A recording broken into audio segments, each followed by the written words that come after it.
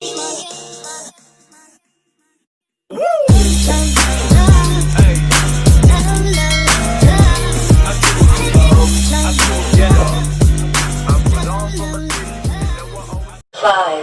four, three, two, one.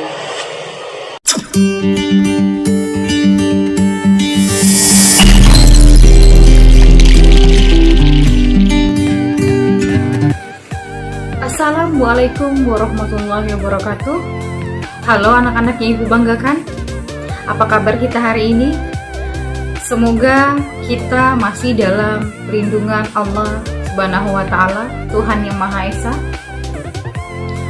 Pada kesempatan kali ini, ibu akan menjelaskan materi tentang larutan elektrolit dan larutan non-elektrolit.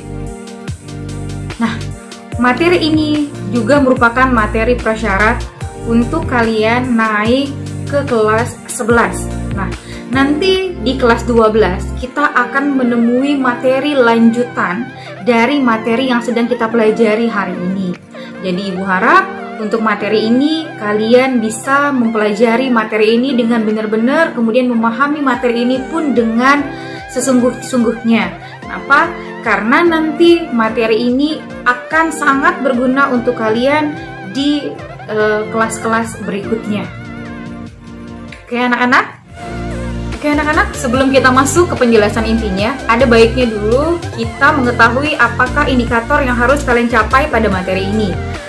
Pada materi larutan elektrolit dan elektrolit hanya terdapat dua indikator saja. Yang pertama, kalian mengetahui atau bisa menganalisis sifat larutan elektrolit dan non-elektrolit berdasarkan daya hantar listriknya.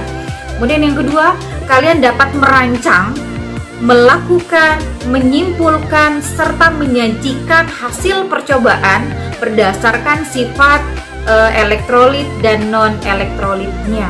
Nah, karena ada dua indikator, dan indikator yang kedua adalah merupakan merancang suatu percobaan, nanti akan ada tugas mandiri kalian di rumah, di mana kalian melakukan percobaan larutan elektrolit dan elektrolit dengan menggunakan alat uji yang sederhana. Oke ya. Nah, untuk tugas nanti akan disampaikan di akhir video pembelajaran ini. Nah, oke anak-anak, ada baiknya kalian benar-benar menyaksikan penjelasan mengenai analisis sifat larutan elektrolit dan non-elektrolit. Kita masuk ke bagian inti, yaitu penjelasan mengenai larutan elektrolit dan non-elektrolit. Oke? Baik anak-anak, di layar kalian akan menyaksikan atau melihat ada 5 pertanyaan. Nah, 5 pertanyaan ini nanti akan menjadi tugas kalian dan harus kalian jawab. Nah, di mana 5 pertanyaan itu adalah yang pertama, apakah larutan itu? Kemudian yang kedua, apakah semua larutan dapat menghantarkan arus listrik? Yang ketiga, mengapa ketika banjir orang bisa tersengat arus listrik jika terkena air? Yang keempat, adakah pengaruh dari daya hantar listrik dengan jenis larutan atau senyawa? Nah, ini harus kalian jelaskan. Dan yang kelima, apakah manfaat larutan elektrolit dalam kehidupan kita sehari-hari? Nah, untuk menjawab 5 pertanyaan ini, maka kalian harus menyaksikan atau mendengarkan terlebih dahulu penjelasan yang akan ibu jelaskan berikut ini. Karena kalau kalian tidak mendengarkan ini dengan baik, maka kalian tidak akan bisa menjawab 5 pertanyaan tadi. Oke anak-anak, maka silahkan kalian dengarkan baik-baik penjelasan mengenai larutan elektrolit dan non-elektrolit. Sebelum kita ke larutan elektrolit dan non-elektrolit, ingatkah kalian larutan itu apa? Larutan itu adalah campuran homogen yang terdiri dari zat pelarut dan juga zat terlarut. Zat terlarut ini dalam bentuk padatan ya, kemudian pelarutnya dalam bentuk cairan. Kita misalkan saja contohnya adalah larutan gula, larutan garam, dan lain sebagainya. Nah, ilustrasikan seperti ini. Larutan garam. Larutan garam itu komponennya, zat terlarutnya adalah garam, NaCl, kemudian pelarutnya adalah air atau H2O. Ion H+ pada H2O akan saling tarik-menarik dengan ion Cl- pada garam NaCl. Begitupun juga dengan ion O2- yang akan tarik-menarik dengan ion Na+ pada garam, sehingga NaCl ini akan terlarut di dalam larut air. Jadi larutan tadi adalah campuran homogen. Homogen berarti sudah satu jenis. Larutan di sini dibedakan berdasarkan daya hantar listriknya, yaitu ada dua, larutan elektrolit dan juga larutan non-elektrolit. Larutan elektrolit di sini adalah larutan yang dapat menghantarkan arus listrik. Kenapa bisa menghantarkan arus listrik? Karena adanya ion-ion yang bergerak bebas di dalam larutan atau zat elektrolit. Ion-ionnya yaitu ion positif dan juga ion negatif. Elektrolit di sini juga ada dua macam, yaitu elektrolit kuat dan juga elektrolit lemah. Elektrolit kuat itu berarti menghantarkan listriknya dengan baik, sedangkan elektrolit lemahnya hanya menghantarkan listrik sebagian. Elektrolit kuat ini derajat ionisasinya sama dengan 1, sehingga dia terionisasi sempurna dan menghasilkan daya hantar listrik yang bagus. Contohnya yaitu dia berasal dari asam kuat, basa kuat, dan garam-garam yang mudah larut. Kemudian untuk elektrolit lemah itu berasal dari asam lemah, contohnya CH3COOH, basa lemah, NH4OH, dan garam-garam yang sukar larut. Untuk larutan yang kedua yaitu non-elektrolit. Non berarti tidak ya, berarti tidak menghantarkan arus listrik. Kenapa tidak menghantarkan arus listrik? Karena tidak adanya ion-ion yang bergerak bebas. Derajat ionisasinya nilainya 0. Contohnya adalah larutan gula.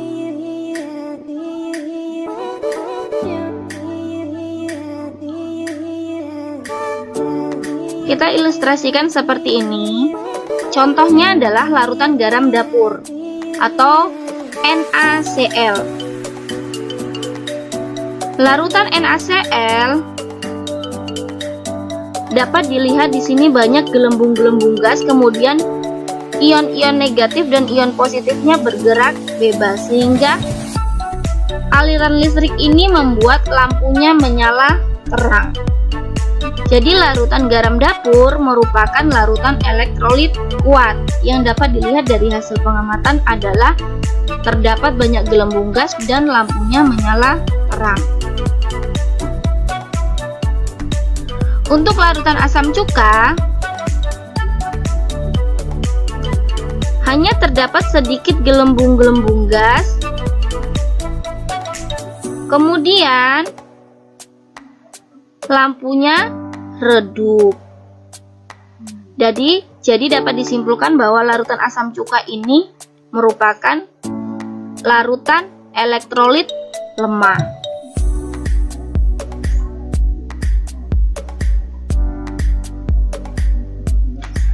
Asam cuka hanya terionisasi sebagian ya. Untuk larutan gula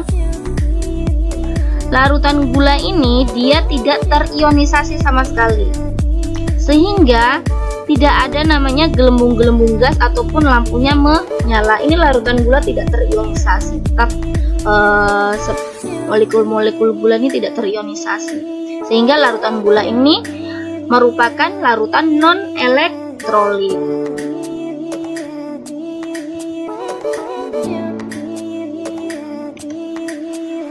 Nah, dapat dilihat di sini jenis pengamatan, sifat dan pengamatannya, kemudian contoh senyawa ya. elektrolit kuat itu dia terionisasi sempurna, sehingga hantaran listriknya sangat baik. Lampunya menyala terang dan terdapat banyak gelembung gas. Contohnya tadi adalah NaCl. Ini reaksi ionisasinya. Kemudian elektrolit lemah. Terionisasinya sebagian, lampunya redup dan terdapat gelembung gas juga, tapi tidak sebanyak seperti larutan elektrolit kuat. Kalau non-elektrolit itu tidak terionisasi sama sekali, sehingga dia tidak dapat menghantarkan arus listrik. Hasil pengamatannya lampu tidak dapat menyala dan juga tidak terdapat gelembung gas. Nah, anak-anak, bagaimana tentang penjelasan tadi? Apakah sudah kalian pahami? Sekarang kalau sudah kalian pahami, mari kita review sedikit atau kita mengulang penjelasan yang tadi. Yang pertama, apakah perbedaan antara larutan elektrolit dan non-elektrolit berdasarkan daya hantar listriknya?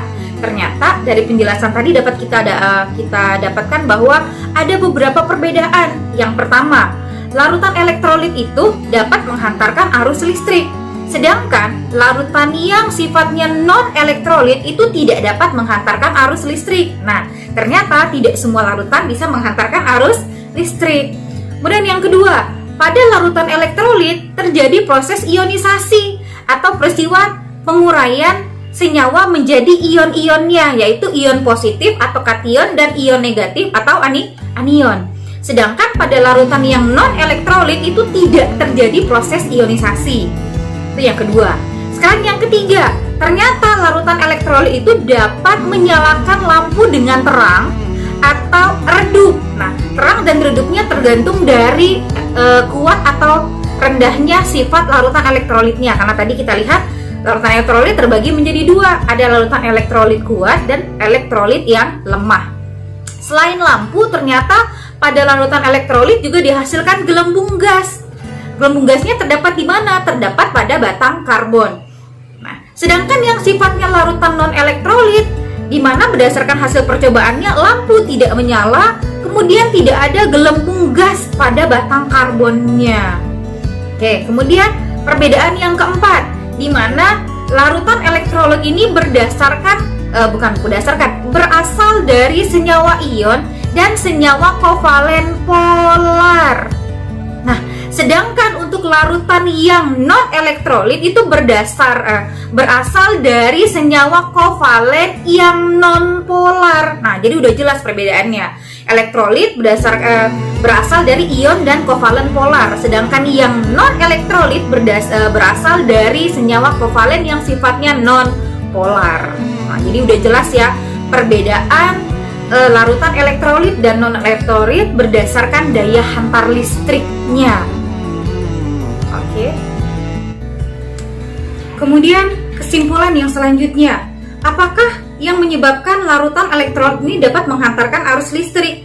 Ternyata yang menyebabkan larutan ini dapat menghantarkan arus listrik karena apa?